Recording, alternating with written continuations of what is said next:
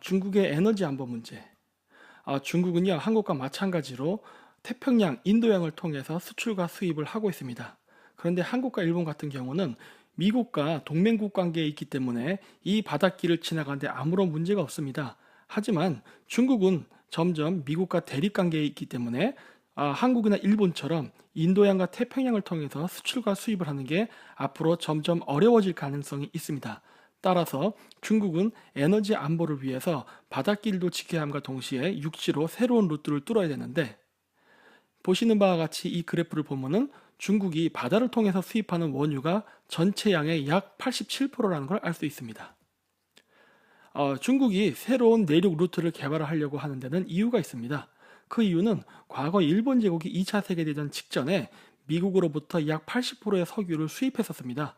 그런데 일본 제국이 팽창이 미국이 생각했던 것 이상으로 확장되기 시작하자 견제하는 목적에서 그 원유를 끊게 됩니다. 그렇게 되자 일본 제국은 필요한 원유를 확보하기 위해 인도네시아를 침략하게 됩니다. 이로 인해서 영국, 미국과 군사동맹을 맺고 있었던 일본 제국은 미국의 우방이었던 영국과 프랑스를 건드림으로써 적대관계가 되었고, 이로 인해서 일본 제국은 나중에 독일과 이탈리아와 힘을 합쳐 삼국동맹을 맺죠. 결국 이러한 동맹은 미국의 그런 압도적인 그 물량 공세와 강력한 군사력을 이기지 못하고 패전하게 되는 계기가 되었습니다. 따라서 중국도 이러한 같은 실수를 반복하지 않기 위해서 나름대로 노력을 하고 있죠. 그래서 중국은 랴오닝 그 항공모함이라는 항공모함을 만들었고, 그 외에도 세 척을 더 만들어서 전체적으로 네 척을 보유하려고 하는데요. 중국이 조차한 외국의 항구 숫자와 그다음 하이난 섬에 그 있는 해군 기지의 숫자를 합치면 4개입니다. 근데 이 지역의 그 도시 간의 간격이 약 3,500km인데요. 그 이유는 바로 랴오닝 함이 디젤 엔진으로 그 석유를 공급받으면서 움직여야 하기 때문에 왔다 갔다 하는 왕복거리를 감안해서 3,500km 거리 간격으로 항구를 조차한 것으로 보입니다. 왜 그러냐면은 랴오닝 항공모함은요, 이동 거리가 약 7,100km이기 때문입니다. 따라서 이 지역에 그 조차한 항구를 바탕으로 해서 중국 함대를 주둔시키고 이 지역을 방어함으로써 중국이 통과하는 인도양과 태평양 해역을 방어하겠다는 어떤 계획이 있다는 것을 알 수 있죠. 하지만 이 부분에는 문제가 있습니다. 왜 그러냐면요, 여기 보시는 바와 같이 랴오닝 항공모함과 이번에 미국에서 한국에 보냈던 그 칼빈슨 항공모함이 있죠. 이 재원을 비교하면요, 상대가 되질 않습니다. 이 모든 면에서 봤을 때 미국의 칼빈서가 그 중국의 바리아그 즉 랴오닝 항공모함을 능가하고요, 숫자적으로도 미국이 더 많이 보유하고 있습니다. 따라서 중국이 바다를 지키고 바다를 통해서 어떤 무역이나 수출을 한다는 것은 굉장히, 만약에 미국과 어떤 나쁜 관계가 되었을 때는 어렵다는 걸 알 수 있습니다. 그리고 이것뿐만이 아니라 전 세계에 미군 기지가 배치되어 있죠. 뭐 중국에도 이순신 같은 어떤 뛰어난 제독이 있어서 설령 동남아시아 지역에서 미군을 이긴다 하더라도요, 어차피 중국이 수입해야 될 그 여러 자원들은요, 남미와 아프리카에 위치되어 있습니다. 물론 중동도 포함되어 있죠. 근데 이 지역에도 미군 기지가 있는데 이 지역까지 가서 원유라든가 자원을 수입해서 다시 돌아온다는 건요, 불가능에 가깝습니다. 따라서 중국은 바닷길을 완전히 방어한 에너지 완보를 확보한다는 것은 앞으로도 굉장히 오랜 시간 동안 불가능할 것으로 보입니다. 미국의 합참의장 마틴 템플스가 굉장히 유명한 말을 했죠. 미국을 상대하려는 자 신을 먼저 이기고 올라와라. 그만큼 미국은 국방력에 자신이 있다는 것이죠. 실질적으로 미국의 국방비는요, 그 미국을 제외한 선진국들의 국방비를 다 합쳐도요, 미국의 국방비를 이기지 못합니다. 뭐 금액뿐만 아니라 그 외에 뭐 성능, 물량 모든 면에서 미국이 다 앞서고 있죠. 따라서 이런 강력한 국가를 상대로 중국이 혼자 싸운다는 건요, 자살행위에 불과합니다. 따라서 중국은 여러 가지로 다른 대책을 세우고 있습니다.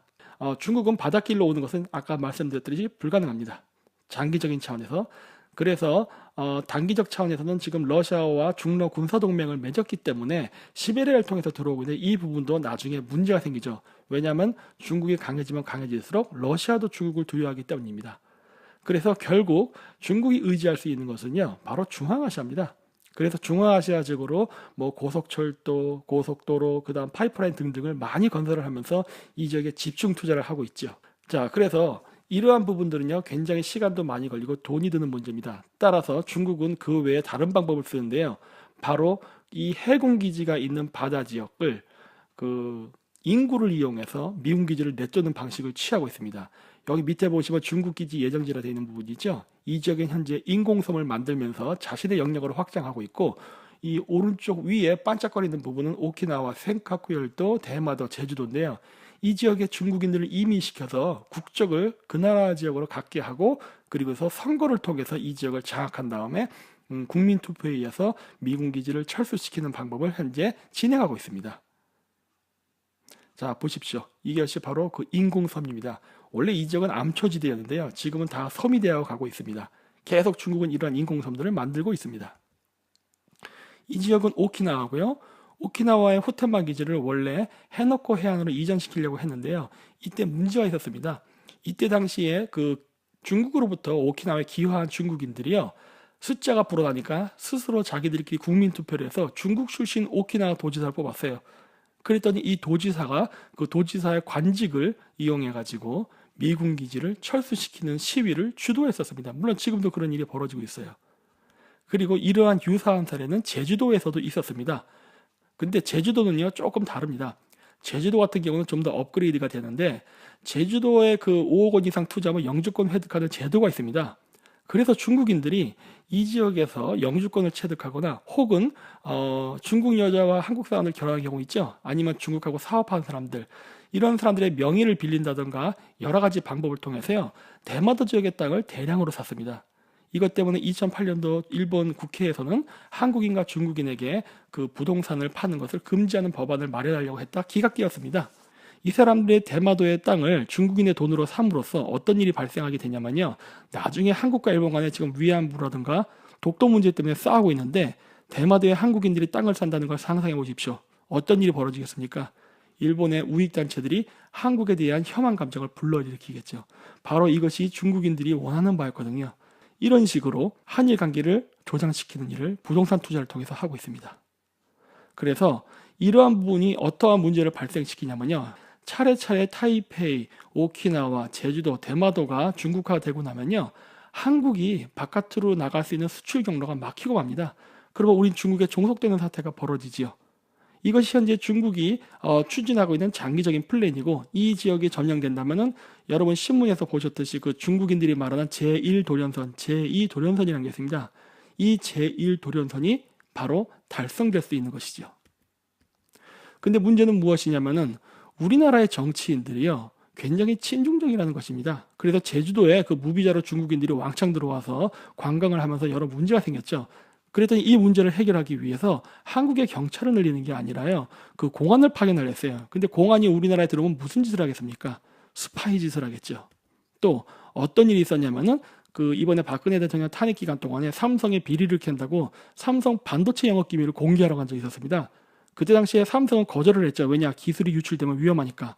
그랬더니 이것을 공무원들이 그리고 국회의원들이 압력을 넣어가지고 이걸 공개해서 우리나라의 기술이 유출되게 했죠. 그리고 또 한 가지, 평택의 차이나타운을 엄청나게 크게 지어서 우리나라의 치외법권 지역이 생기게 하는 것을 현재 조장하고 있습니다. 그래서 이 중국은요, 그 중국 주변 국가들이 현재 매수하고 있거든요. 친중 정권을 만들기 위해서. 그때 무엇을 하냐면 자금을 줍니다. 근데 이 자금을 주는 방식을요, 옛날처럼 돈을 직접 주는 게 아니라 바로 사업적 특혜를 통해서 엄청난 마진을 안겨줌으로써 그 사람이 중국과 긴밀한 관계를 유지하게 만드는 것이죠. 이거는 한국뿐만 아니라요, 일본, 네팔, 인도 등등 여러 지역에서 이러한 짓을 하고 있습니다. 근데 우리나라도 제가 봤을 때 상당히 이렇게 중국 돈을 받는 사람들이 많은 것 같더라고요. 자, 그렇다면 우리는 어떻게 해야 할까 합니다. 트럼프가 최근에 사드 배치 비용 문제 갖고 굉장히 시끄러웠죠. 근데 이것을 말을 고지고대로 들으면 안 됩니다. 왜냐하면 트럼프는 여기에 숨은 뜻을 가지고 있기 때문이죠. 자, 먼저 중국이 원하는 1대1로 정책을 보십시오. 바닷길과 육지길 모두 이 지역을 통과하는 지역은 친미국가가 있거나 아니면은 국제 분쟁이 발생해서 지나갈 수 없는 지역입니다. 따라서 시진핑의 1대1로는요, 미국의 반대가 지속되는 한 이루어질 수 없습니다. 그리고 또 한 가지 우리가 고려해야 될 것은요, 우리나라가 자꾸 그 반미적 성향을 가진 정부라든가 국민 정서가 팽배하게 되면요, 미국은요 북한과 손잡을 가능성이 매우 높습니다. 왜 그러냐? 우리의 주적은 북한이지만 미국의 주적은 중국이기 때문에 미국은 중국을 견제할 수만 있다면 북한과도 손을 잡을 수가 있습니다. 현재는 한국, 일본과 함께 하려고 하지만 한국이 이렇게 협조를 하지 않을 경우에는 당연히 북한으로 갈 수도 있죠. 왜 그러느냐? 미국은 한반도를 포기 못합니다. 한반도를 포기하게 되면은 태평양 지역이라든가 그다음 대륙 진출에 대한 여러 가지 그 군사 전략에 문제가 생기기 때문에 반드시 한반도에 있어야 돼요. 따라서 이러한 사태가 벌어지면은 미국은 다 짐을 싸서 북한으로 올라갈 겁니다. 그럼 북한에 올라가면 북한은 강대국이 되겠죠. 우리나라는 미국의 그 군사가 나감과 동시에 외자가 빠져서 가난한 국가가 되고, 그래서 미국의 지원하에 부자가 된 북한은 나중에 거꾸로 우리나라를 통일시킬 수가 있어요. 그렇게 되면요, 자유민주주의 기반으로 한 통일이 아니라 북한은 경제 개발할 때 중국식 그 경제 시스템을 따라갈 거든요. 그러면은 소수의 당간부가 엄청난 부자가 되고 다수의 국민이 그 가난하게 되는 그러한 어떤 노예식 그 사회주의 체제가 남북 통일이 된 이후에 이루어지게 될 것입니다. 따라서 우리는 미국과 군사 그리고 동맹 관계를 강화해야지 결코 약화시켜서는 안 됩니다. 그리고 여기 아래 보이는 사진 보이시죠? 통일되기 이전에는요, 부산에서 나진으로 올라가는 실크로드 길도 다 막아버릴 것입니다. 그래야 우리나라가 완전히 고립돼 가지고 경제적으로 몰락할 테니까요. 따라서 우리는 굉장히 외교 부분을 조심해서 바라봐야 된다고 생각합니다. 그래서 단기적인 전략은요, 일단 미국과 중국이 남중국해와 오키나와에서 어떤 그 분쟁이 생기면요, 우린 이 지역을 통과하기가 굉장히 어렵습니다. 따라서 우리는 다른 어떤 전략이 필요한데, 이건 제 생각입니다만 중국에 있는 생산 공장을요, 동남아시아나 인도, 터키 지역으로 이전시켜서 그 다음에 그 지역을 중심으로 물건을 생산해서 주변 지역에 판매하는 방식으로 나간다면은 인도양을 통과하지 않기 때문에 저는 그 분쟁이 발생해도 제품을 수출하는 데 아무런 문제가 없다고 보고, 그리고 그 한반도에서 필요한 그 원유라든가 기타 그런 자원들은요, 미국 대륙을 통해서 수입하는 게 나을 것이라 봅니다. 최근 미국은 세일가스를 지금 개발해서 수출을 할 수 있는 단계에 왔거든요. 그래서 우리는 미국의 세일가스를 수입하거나 혹은 남미에 그 친미 정권들이 많이 있습니다. 이 지역으로부터 원유를 수입한다면 태평양에 있는 하와이를 통과해서 오기 때문에 중국의 그러한 견제를 받지 않고 안전하게 자원을 수입할 수 있죠. 이렇게 되면 미국과 중국이 남중국해에서 분쟁이 생긴다 하더라도 우리는 수출이라던가 생활에 필요한 원유를 안전하게 공급받을 수 있다고 생각합니다. 그리고 장기적인 전략은요, 좀 더 우리가 긴 시각으로 봐야 됩니다. 물론 여기에는 남한을 중심으로 한 자유민주적 통일이 전제가 돼야 됩니다. 그러기 위해서는 우리는 당연히 한일 군사동맹, 그 다음에 한미 군사동맹을 강화해야겠죠. 그 군사동맹을 바탕으로 해가지고 우리가 남북 통일하게 된다면요, 자연스럽게 부산은 선박 물류의 중심지, 인천은 항공 물류의 중심지가 될 것입니다. 그리고 이 유라시아의 그 실크로드가 건설되는 건요, 그 힘의 균형이 맞아야 됩니다. 현재 중국이 진행하고 있는 일대일로라던가 러시아가 진행하고 있는 시베리아 횡단철도는요, 각각 강대국의 영토를 통과하기 때문에 힘의 균형이 깨져 있습니다. 그래서 이런 부분 때문에 유럽이라던가 미국도 이러한 철도를 이용하는 것을 거부하고 있죠. 자, 그렇다면 어떻게 이 문제를 해결해야 되느냐? 중국과 러시아 영토를 일방적으로 통과하지 않고 여러 국가를 통과하면 된다 봅니다. 통일된 한국, 그다음 만주, 몽골, 러시아, 카자흐스탄 이런 식으로 해서 여러 국가를 통과하게 되면요, 미국은 한국이라든가 몽골, 카자흐스탄을 친미적 성향의 국가로 만들면 됩니다. 물론 여기에는 많은 기술 투자와 자본이 투입되겠죠. 그리고 투자를 받는 몽골이나 카자흐스탄 입장에서는 좋으니까 당연히 친미적 성향을 갖게 되겠죠. 이런 식으로 미국도 영토를 가지고 있지 않지만 이 지역에 자신을 지지하는 국가들이 있고, 그리고 그 국가들을 통과하는 그 횡단철도를 통해서 어떤 사업적 이권 관계를 가질 수 있다면은 힘의 균형이 맞음으로 인해서 바로 시베리아 횡단철도라든가 중국의 일대일로가 아닌 바로 유라시아의 평화적인 실크로드가 건설돼서 비로소 그 바닷길을 이용하지 않는 새로운 루트가 개발될 것이라고 저는 생각합니다. 그래서 제가 이런 항로를 중요시 여기는 건요, 무역 항로가 변하면요, 세계의 표관이 변했습니다. 과거 아시아 지역의 실크로드가 세계 무역의 중심이었기 때문에 청나라라든가 무굴 제국, 그다음 오스만 제국이 세계 패권을 장악했었죠. 하지만 그 이후에 대서양의 신대륙이 발견되면서 대영 제국이나 스페인 같은 국가가 성장을 하게 되었습니다. 하지만 그 이후 2차 세계대전 이후에는요, 미국이 파괴된 유럽이 전후 복구에 정신이 없는 틈을 이용해서 태평양을 개발했습니다. 그러면서 자신의 지위를 공고히 하고자 태평양 지역에 연안하고 있는 일본, 한국, 대만, 동남아시아 그리고 중국의 동부와 남부 해안을 개발함으로써 이 대서양 항로를 굉장히 공고히 만들었죠. 근데 이제는 시대가 지나가지고요. 다시 실크로드가 부활할 수 있게 되었습니다. 기술적으로나 비용의 문제는 모두 극복이 가능하지만 이것이 실천되지 않는 이유는요. 바로 외교적인 갈등 때문입니다. 중국과 그다음 러시아, 미국이 서로 패권 관계에서 경쟁을 하고 있기 때문에 서로가 추진하는 실크로드를 방해하기 때문입니다. 따라서 힘의 균형은 바로 이러한 실크로드를 실현할 수 있게 해주는 어떤 좋은 계기가 될 수 있으며 그에 따라 한국은 어부지리로 지정학적 이점 때문에 이 동서무역을 연결하는 실크로드와 태평양 유도의 중간에 있음으로써 바로 세계 물류의 허브가 되면서 저는 한국이 강대국이 될 것이라고 생각합니다. 네, 이상으로 마치도록 하겠습니다. 감사합니다.